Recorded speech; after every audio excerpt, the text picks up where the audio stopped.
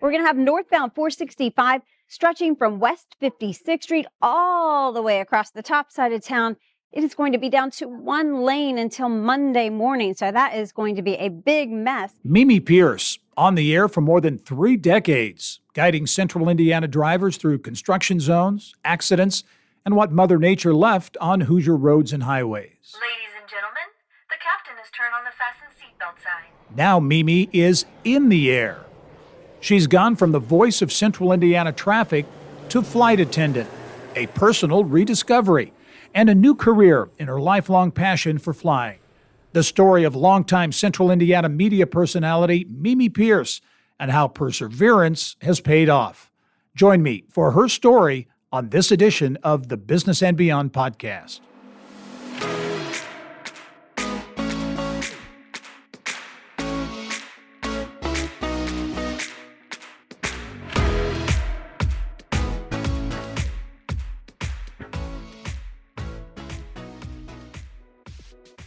This is the Business and Beyond podcast presented by PNC. I'm Gary Dick. Mimi Pearce grew up on the family farm in Martinsville. She was the 1982 Morgan County Fair Queen and continues to stay involved by judging beauty pageants. Mimi graduated from Butler University and carved out a 30-year radio and TV career in Central Indiana, delivering traffic reports. Then in 2020, out of the blue and without warning, it all ended. Mimi was let go as the traffic reporter at WTHR TV and later at WFMS Radio in Indianapolis. She explored potential careers in design and real estate, but eventually wound up finding her footing flying the friendly skies. Mimi now works as a flight attendant for Republic Airways. And Mimi Pearce, it is a real treat to have you join me on the podcast. How are you? Well, I've been a fan of yours for years. So this is the first time, though, I think we've ever done an interview together. We passed in the halls in different studios, but now this is nice. Exactly. Well, everyone knows Mimi Pearce, TV personality, radio personality, but now flight attendant. I think a lot of people would say flight attendant. How's it going? Wow. I think I surprised a lot of folks with this one, and I even surprised myself. Probably if you told me 20 years ago I'd be a flight attendant, I would have laughed and said, what? And so I'm enjoying it, and despite the travel chaos that's out there, you're hearing a lot about, I'm enjoying it. I love the people. I love learning about the different cultures, people that are flying to different places. So I kind of overlook all that chaos, yes, I've been involved in a few little, delays here and there sitting on a tarmac, but for the most part, I'm having a ball. So what's your schedule like? Ask me day to day.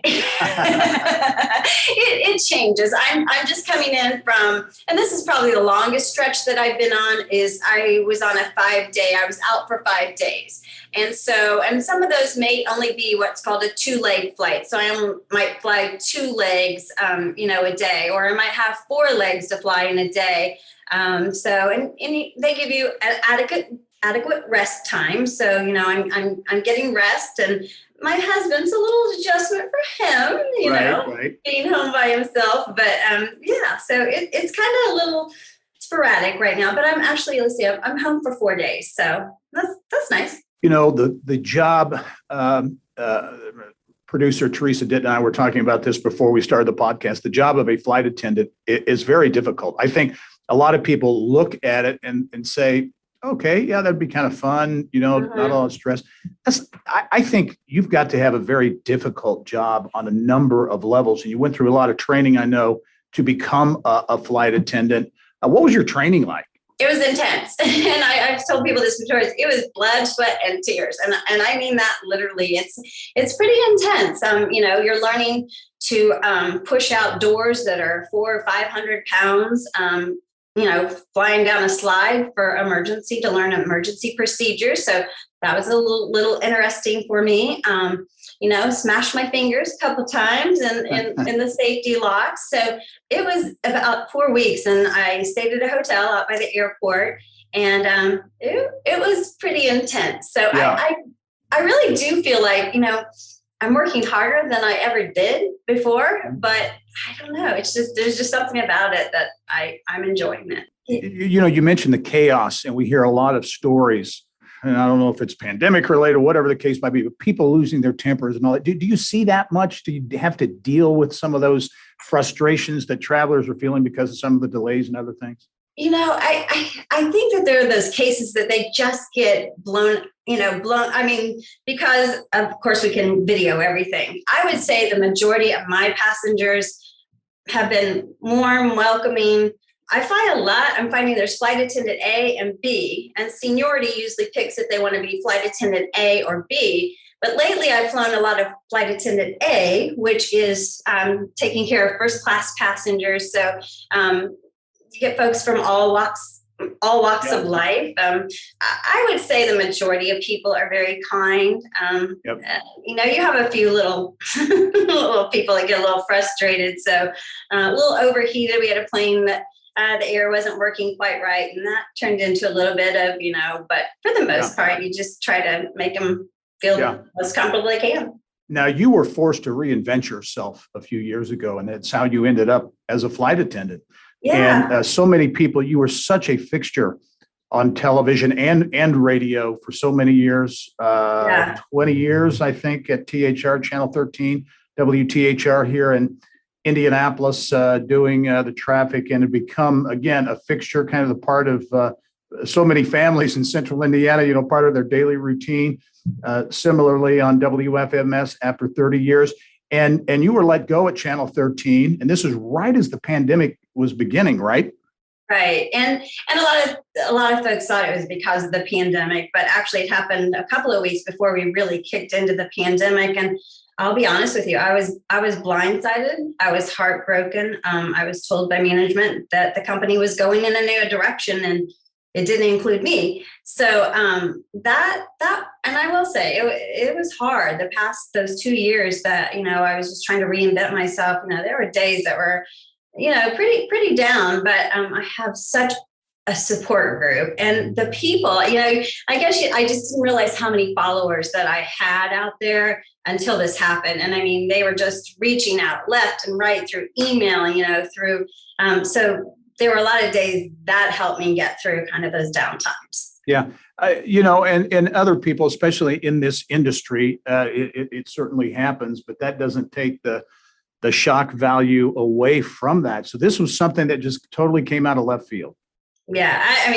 I was not expecting it at all. And I'll be honest with you, that morning that I got called up, I was actually still on the radio and still trying to do television. So that was a little challenging. And as many people know, my husband is on the radio side of it.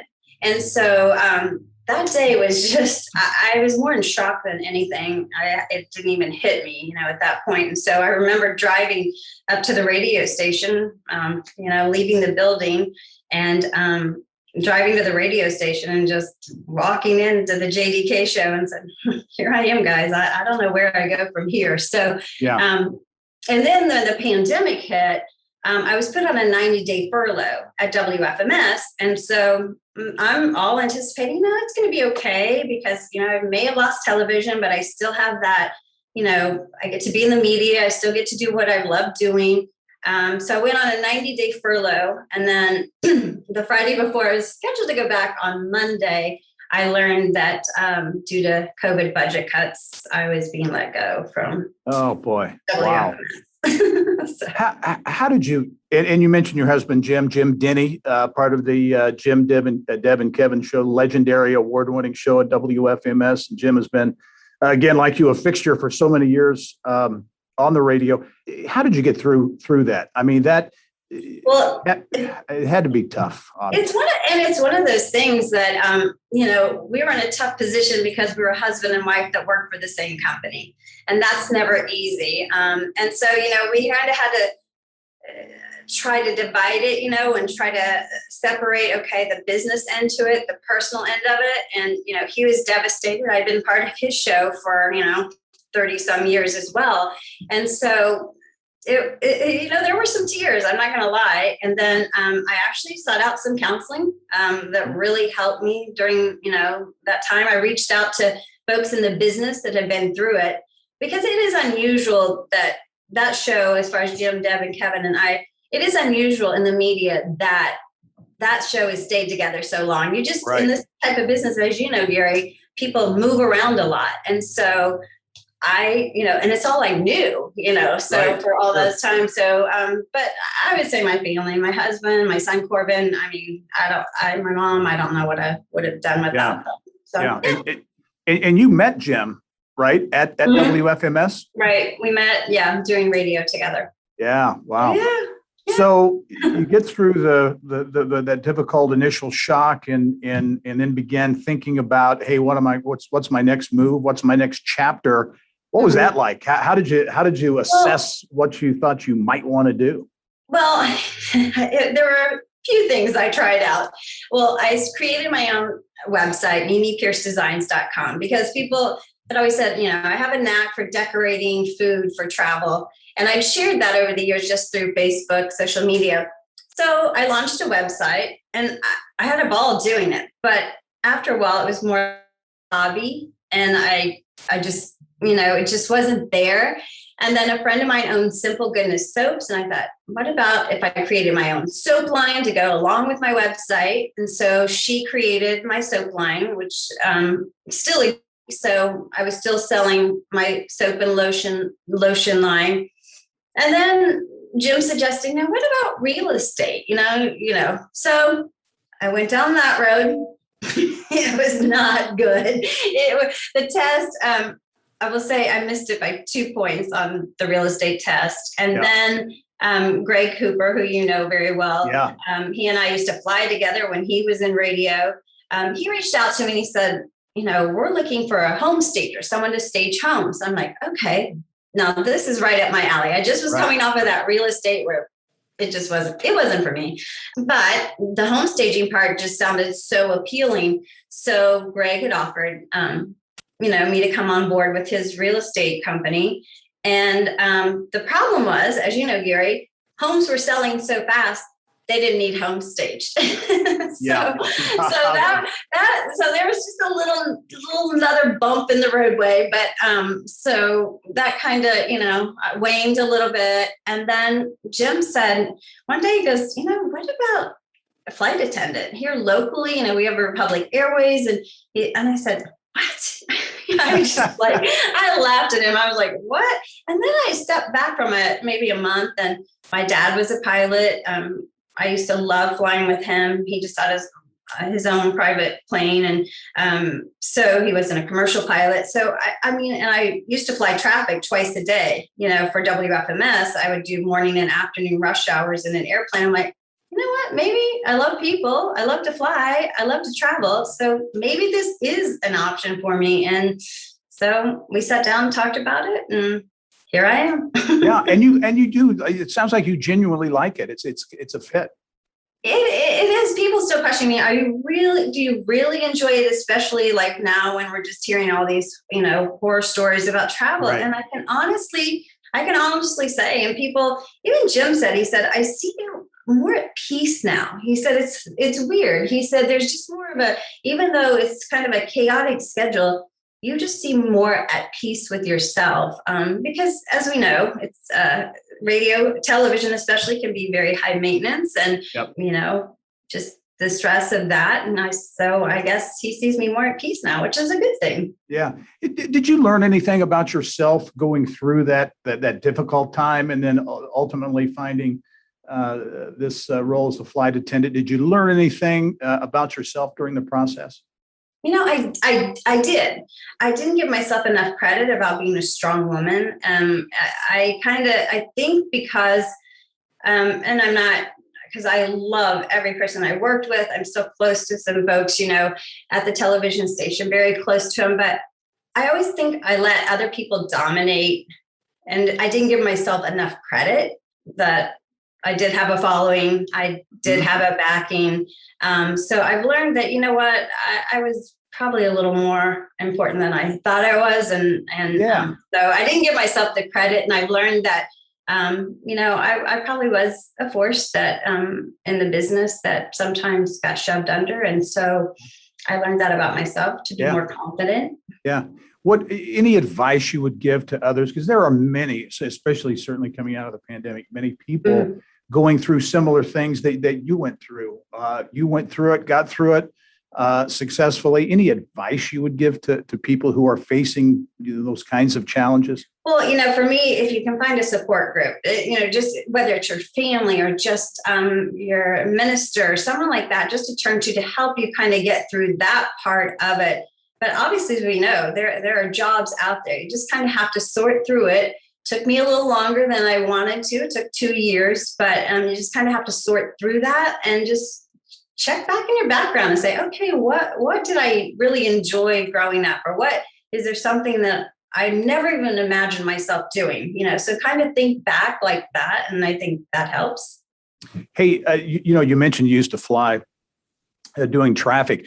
The traffic business has changed a ton, right? Do they even do that? They don't even do that anymore. Well, here's like on the side of radio, my husband's partners, Deb and Kevin, they now step up and they do the traffic reporting in the morning.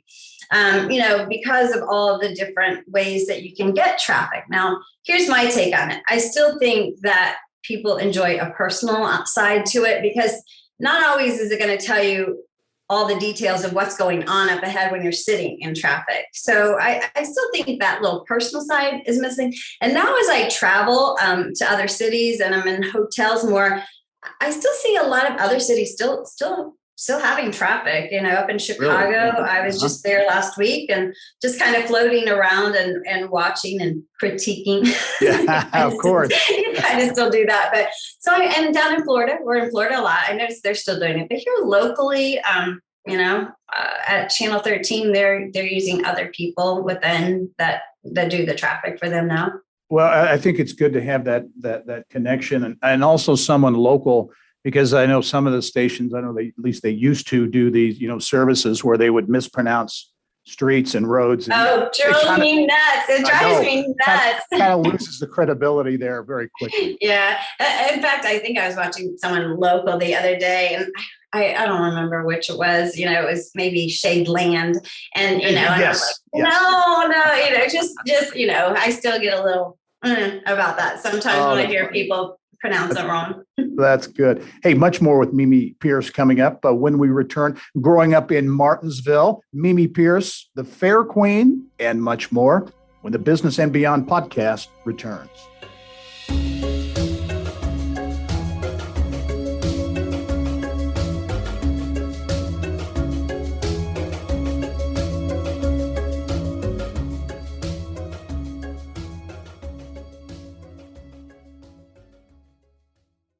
Welcome back to the Business and Beyond podcast presented by PNC. My guest this week is longtime television and radio personality Mimi Pearce, now a flight attendant and doing exceptionally well in the friendly skies. Mimi, let's go back because you are a Hoosier, right? You're a native Hoosier, grew up in Martinsville. What was growing up in Martinsville and Morgan County like? I love the small town community, and I've always tried to go back and support it. My parents had businesses there. So growing up, they were real involved. My dad was always involved in many things, county fairs, supported local 4-H. I had the best of both worlds because we had my grandmother's farm that was left to my dad. So, and I always say my son Corbin, he really did have the best of both worlds. He got city life in a small, city where he'd get to go or Carmel where he grew up, or he had the farm, that we can escape to. So I still go back to that. And I look at things now, and there are many times we actually sold the farm not that long ago. And those are the things you just really, I wish I could go back some days to the farm life and just run through the fields and pick my grandma's flowers and all that good stuff. So I have so many fond memories. I did get the best of both worlds too. Did you consider yourself a farm girl? I mean, you grew up on the farm, or how would you?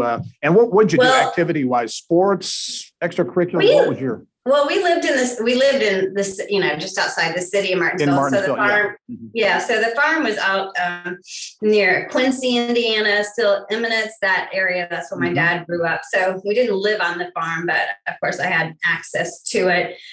In school, I was, I was on the dance team, involved in that, and I was a lifeguard. And to this day, in fact, this just happened to me the other day, getting on the airplane.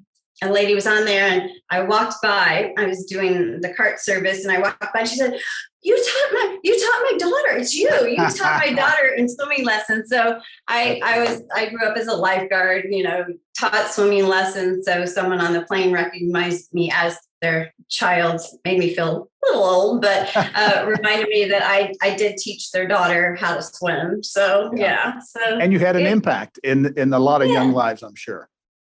Yeah, 4-H, because we had cattle on the farm, we had livestock on the farm. So I was involved in that, got to be involved in the state fair.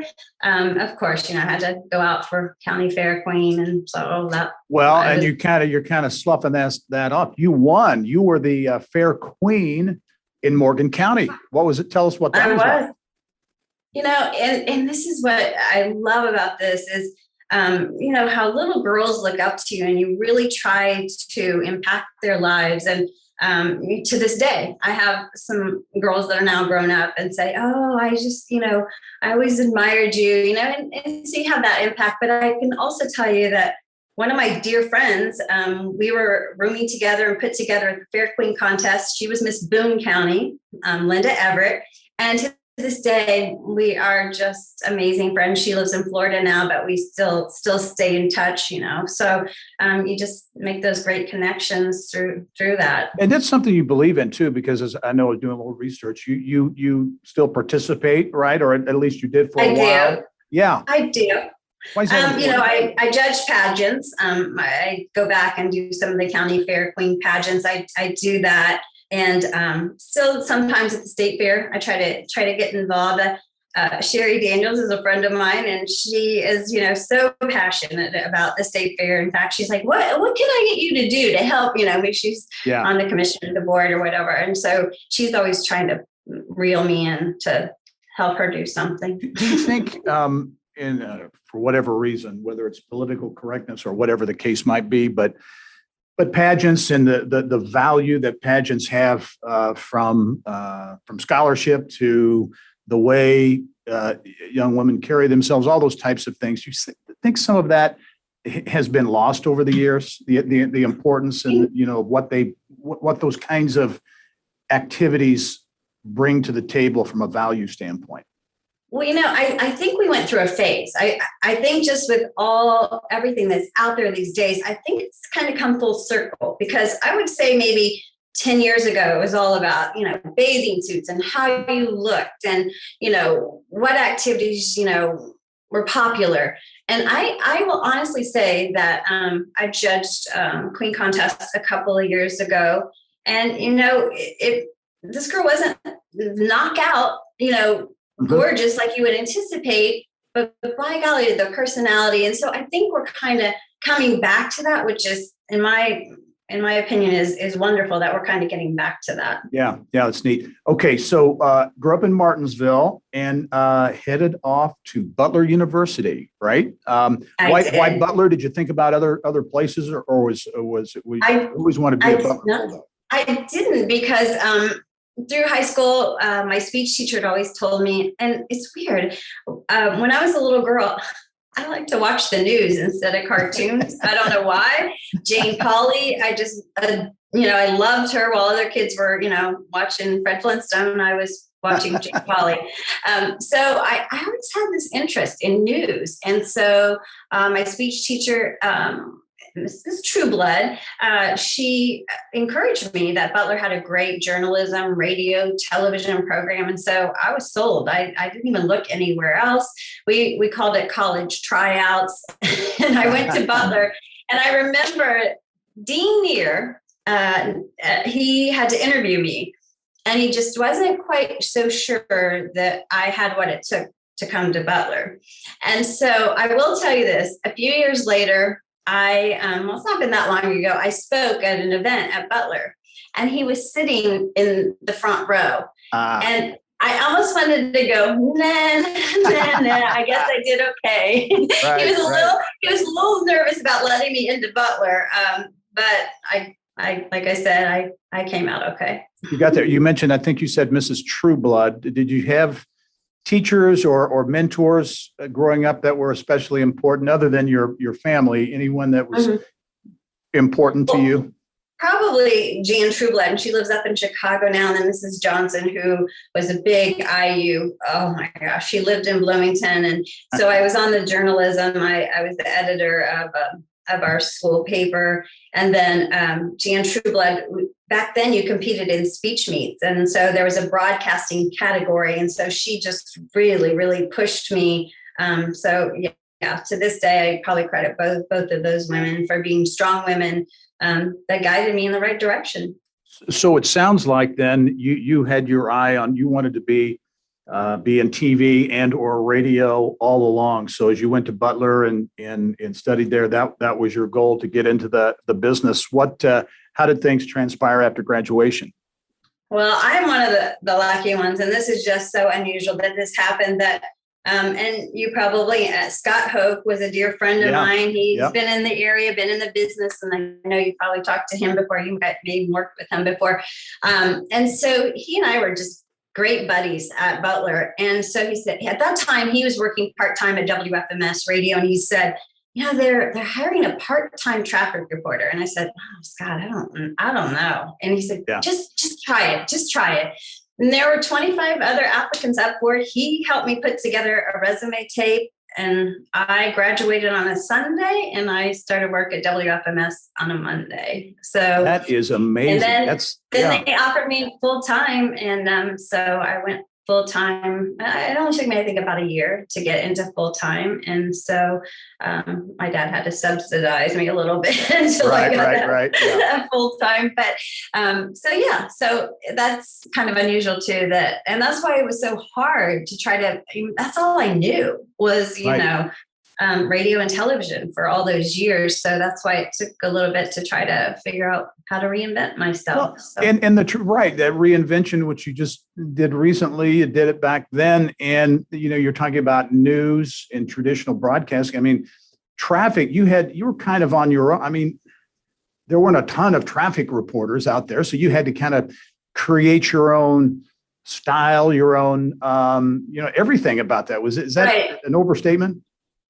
No, but I will tell you this, and God rest his soul, John Gillis was big, he was, and he wasn't always real nice to me because I was kind of edging as a woman back then, into kind of his territory. But the weird part is there was a traffic service that came into town and picked up provided producers for us when we were in the air, providing us traffic information. Well, at one point, Big John Gillis and I had to fly in the same airplane together. And so, but in his contract, he got to sit in the front seat and I had to sit in the back seat. But over those years, I think I gained his respect, and he was always so kind, towards the end of his life, how, he was very respectful of the career that I had developed. So, yeah. Yeah. Any, I'll put you on the spot here. Any fun over those many years of doing traffic, any funny stories, any remembrances of some kind of goofy times on the air? I will say one time, and this was, one of those perks that you get to do. It was a hot air balloon. We're in town. And so I went up in a hot air balloon, and we were out of a green field, and we landed in this cornfield. And I was like, oh my gosh, we messed up this poor guy's corn. Well, it wasn't a poor guy. It was a 90-year-old woman that lived in this house, and she comes out running, and she said, if I'd known you were coming, I would have baked you a cake. She was so cute. To this day, she was 90 years old and she still lived on this farm. I'm not sure who farmed her land, but we'd taken out some of her crop there in the summer. So, but I just, to this day, I just remember her, this little old woman, and they said she was 9 years old, and she said, I would have baked you a cake if I'd known you were coming. So that's cute. Yeah. So I did have, we had a couple of emergencies, when we were in the airplane. Yeah.